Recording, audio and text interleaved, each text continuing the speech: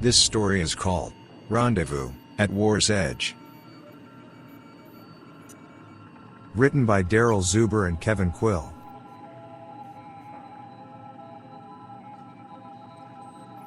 Royalty-free music by Pakistan Keekbar.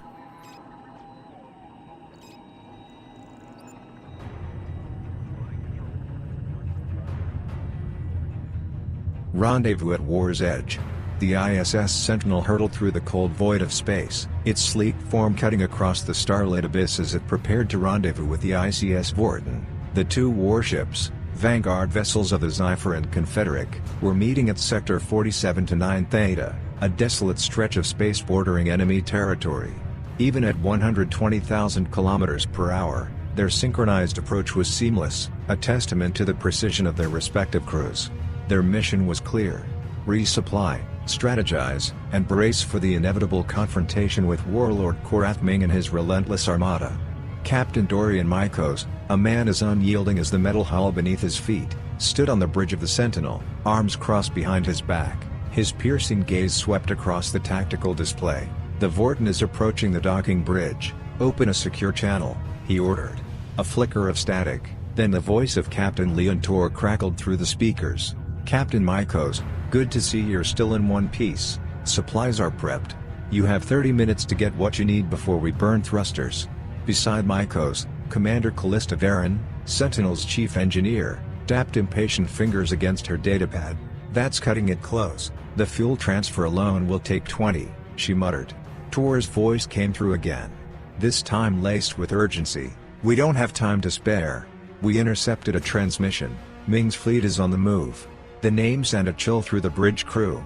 Korath Ming, the Butcher of Helion 5, had waged war against the Zephyr and Confederate for years. Ruthless, brilliant, and unpredictable, he had vowed to see their worlds reduced to cinders.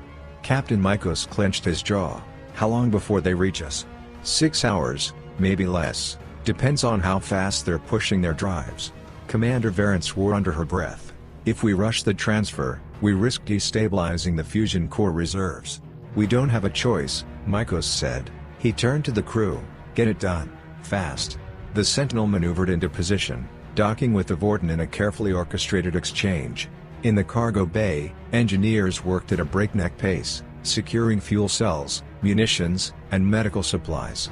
Commander Varen oversaw the power transfer, monitoring readouts that fluctuated dangerously under the rushed conditions. Meanwhile, in the war room, Mikos, Tor, and their bridge officers gathered around a holographic display of Ming's fleet. "His flagship, the Blood Oath, leads the assault," Tor reported. "If we neutralize it, the rest of his fleet may hesitate." Captain Mikos nodded. "Then that's our objective. The Sentinel and the Vorten will engage in a pincer formation.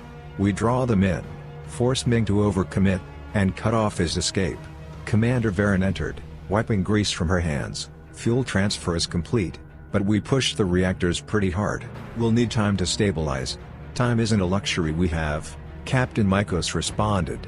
"Prepare for battle." As the last crates were secured and the ships broke formation, a distant ripple in space signaled the arrival of their worst nightmare. The Blood Oath and its fleet had arrived. The war for survival had begun.